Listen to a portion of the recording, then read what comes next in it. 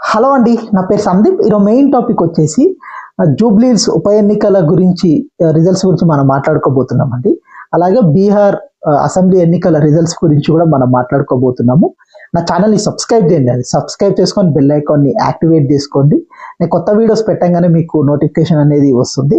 టాపిక్లోకి వెళ్ళిపోదాం. First of all, Jubilee Hills ఉప ఎన్నికల్లో వచ్చేసి కాంగ్రెస్ పార్టీ భారీ మెజార్టీతో గెలవడం అనేది జరిగిందండి. దాదాపుగా 24,700 చిల్లర మెజార్టీతో అనేది కాంగ్రెస్ పార్టీ గెలవడం అనేది జరిగింది.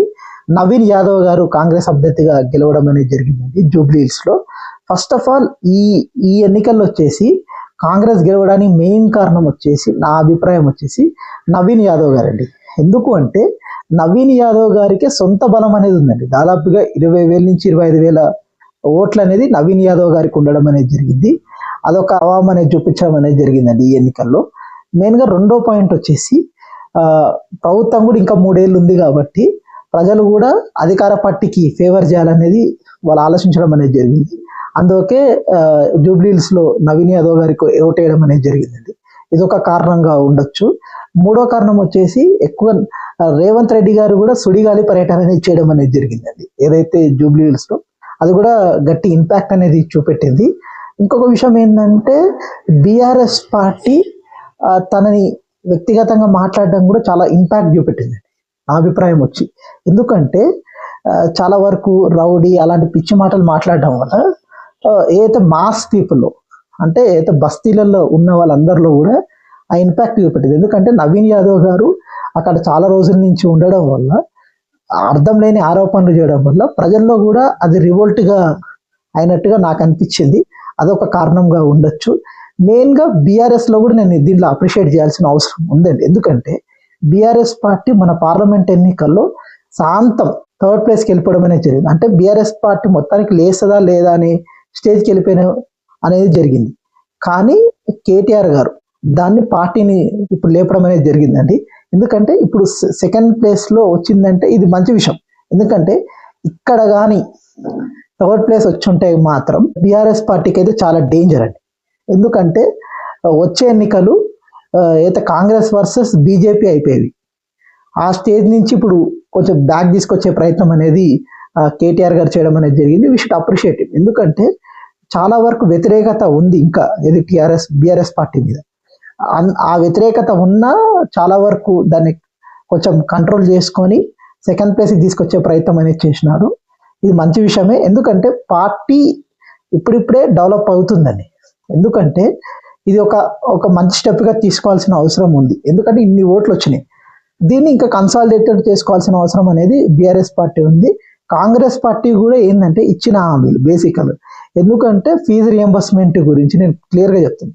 ఫీజు రియంబర్స్మెంట్ని ఎంబడెంబడే తీర్స్తే బెటర్ అని నాకు అనిపిస్తుంది. ఎందుకంటే ఫీజు రియంబర్స్మెంట్ అనేది తీర్చకపోతే అది రివోల్ట్ అయ్యే అవకాశం అనేది ఎక్కువగా ఉంటుంది వచ్చే ఎన్నికల్లో. అలాగే సంక్షేమ పథకాలు కూడా ఇంకా 2-3 ఇవ్వడం అనేది జరగలేదు. దాన్ని కూడా యుద్ధ ప్రాతిపదికన తీర్చాల్సిన అవసరం అనేది రేవంత్ రెడ్డి సర్కార్ మీద ఉందండి. ఇవన్నీ కూడా చేయకపోతే మళ్ళీ ప్రాబ్లం అయ్యే అవకాశం అనేది కాంగ్రెస్ కూడా ఉంది. బీజేపీ మాత్రం డిసప్పాయింట్ చేయడం అనేది జరిగింది. అంటే ఫస్ట్ నుంచి మనం ఊహించింది, నేను ఆల్రెడీ చెప్పడం అనేది జరిగింది, ఏది లెస్ దాన్ 10% కన్నా ఓట్లు తక్కువ వస్తాయని బీజేపీకి నేను చెప్పడం అనేది జరిగింది. అయితే నేను షార్ట్ వీడియోలో చెప్పడం అనేది జరిగింది. మీకు ఇంట్రెస్ట్ ఉంటే కేకే వీడియో అనేది చేయడం అనేది జరిగిందండి. కాంగ్రెస్ పార్టీ గెలుస్తుంది, దాంట్లో నేను చెప్పడం అనేది జరిగింది. యాక్చువల్గా మెయిన్గా బీజేపీ అయితే ఇక్కడ డిపాజిట్ పోగొట్టుకోవడం అనేది జరిగిందండి ఈ ఎన్నికల్లో, ఉప ఎన్నికల్లో జూబ్లీహిల్స్ లో. ఎందుకు అంటే మెయిన్గా సీరియస్గా తీసుకోవడం అనేది జరగలేదు. ఏదైతే బీజేపీ అనే క్యాండిడేట్ కూడా అంత బలమైన క్యాండిడేట్ కాదు దీపక్ రెడ్డి గారు. మెయిన్గా ఇక్కడ క్యాండిడేట్ అనేది ఏదైతే మాధవీలతను పెట్టుంటే గట్టి పోటీ అనేది ఇచ్చే అవకాశం అనేది ఎక్కువగా ఉండేదని నా అభిప్రాయం. ఎందుకంటే ఆమె బలంగా తిరిగేది, ప్లస్ బాగా కూడా క్యాంపెయినింగ్ అనేది ఇంకా గట్టిగా జరిగేదని నా అభిప్రాయం. కానీ బీజేపీ కూడా దీన్ని అంత సీరియస్గా తీసుకోలేదు. ఇంకోటి ఏంటంటే దీనివల్ల ఎవరు ఏ ప్లేస్ ఉన్నారు అనే విషయాన్ని కూడా ప్రజలకి చెప్పడం అనేది జరిగింది. అంటే కాంగ్రెస్ ఫస్ట్ ప్లేస్లో ఉంది, సెకండ్ ప్లేస్లో బీఆర్ఎస్ ఉంది, థర్డ్ ప్లేస్లో బీజేపీ ఉంది. కానీ బీజేపీ అధికారంలోకి రావాలి అంటే చాలా వరకు హార్డ్ వర్క్ చేయాల్సిన అవసరం ఉంది.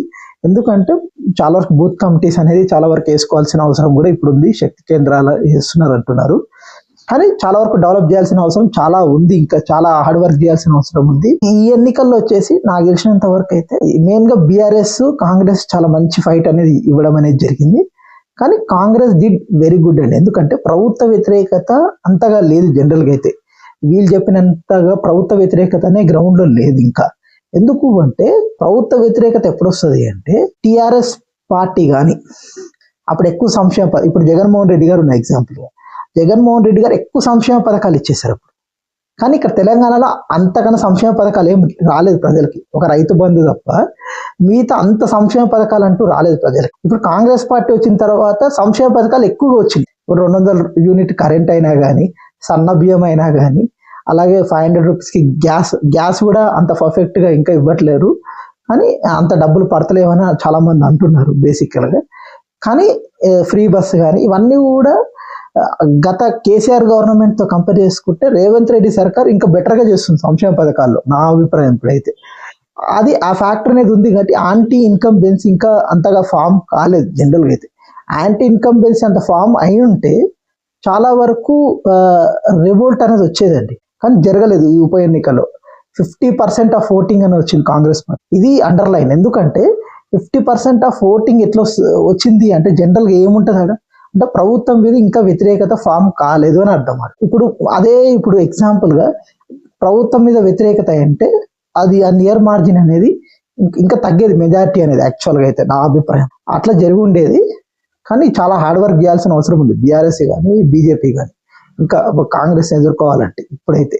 ఎందుకంటే కాంగ్రెస్ పార్టీ కానీ అన్ని హామీలను తీర్చితే మాత్రం చాలా టఫ్ జరిగే అవకాశం ఉంది. ఎందుకు అంటే ఒక పాజిటివ్ ఇమేజ్ అనేది వస్తుందండి కాంగ్రెస్ మీద, ఎందుకంటే సన్న బియ్యం వల్ల. బేసికల్గా సన్న బియ్యం ఒకటి, రేషన్ కార్డ్స్ కూడా చాలా వరకు 5 లక్షల రేషన్ కార్డ్స్ అనేది ఇవ్వడం అనేది జరిగింది. గత బీఆర్ఎస్ పాలనలో ఒక్క రేషన్ కార్డు కూడా ఎవరికి లేదండి 10 ఏళ్ల నుంచి. ఇప్పుడు ఇవ్వడం అనేది జరుగుతుంది కాబట్టి ఆ ఇంపాక్ట్ కూడా గ్రౌండ్ లో కనిపిస్తుంది. ఇవన్నీ ఫ్యాక్టర్స్ అనేది జూబ్లీహిల్స్ లో ఫ్యాక్టర్ అనేది కనిపెట్టదు. ఎందుకంటే చాలా మంది అంటున్నారు ఈ పోల్ మేనేజ్మెంట్ వల్ల గెలిచినారు అంటారు. నేను అది నమ్మను, ఎందుకంటే పోల్ మేనేజ్మెంట్ అనేది అందరూ చేస్తారు. ఈ పార్టీలని ఆ పార్టీలని కాదు, అన్ని పార్టీలు చేస్తారు. అటో ఇటో కొన్ని డబ్బులు వాళ్ళు ఎక్కువేయచ్చు, లేకపోతే వీళ్ళు ఎక్కువేయచ్చు, అంతకుమించి ఏం జరగదు కదా.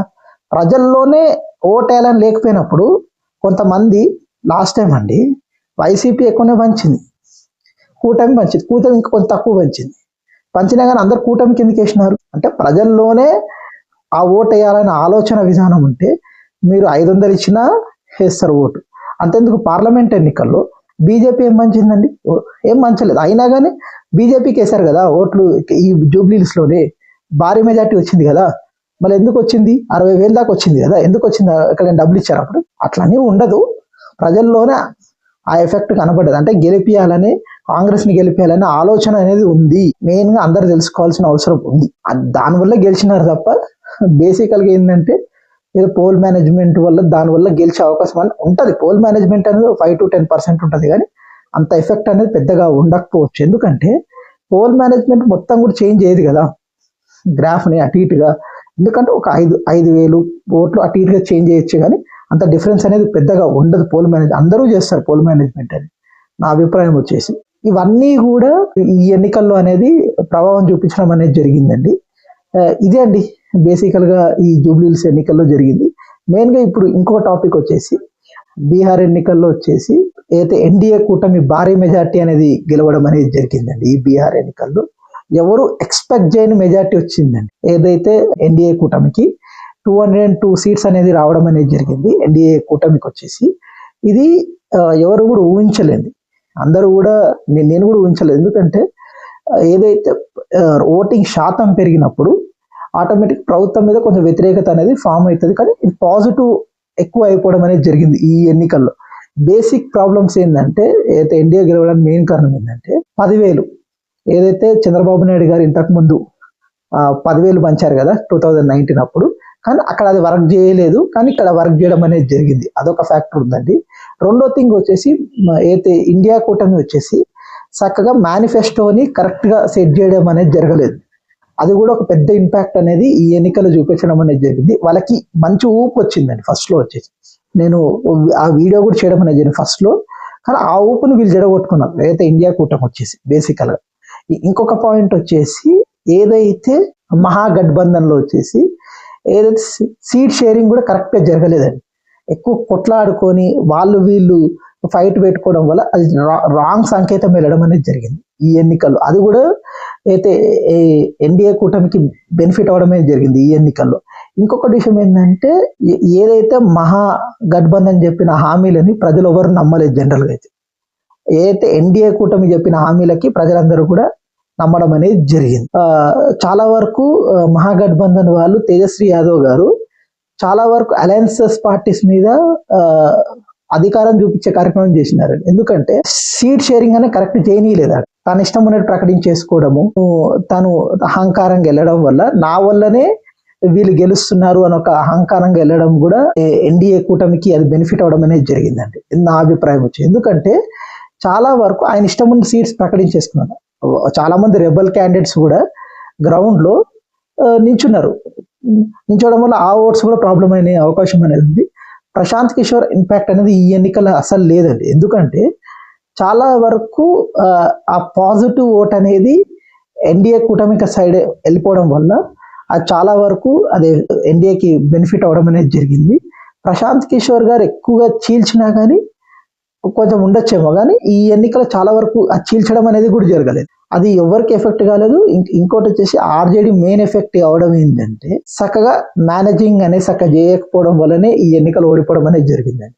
అంటే వ్యూహం కరెక్ట్ చేయలేదు, అందరినీ ఎట్లా కలుపుకోవాలనేది తను తేజస్వి యాదవ్ గారు కరెక్ట్గా సెట్ చేయకపోవడం వల్ల ఈ ఓటమి జరిగిందని నేను అనుకుంటా. ఎందుకంటే ఫస్ట్ లో ఊపు వచ్చిందండి ఇండియా కూటమికి, తర్వాత ఆ ఊపు అనేది పోవడానికి కారణం ఏంటి అంటే కరెక్ట్గా మేనేజ్ చేయకపోవడం, వ్యూహం కరెక్ట్గా వేయలేకపోవడం, ఇవన్నీ కూడా జరిగినాయి కాబట్టి ఓటమి చెందడం అనేది జరిగింది.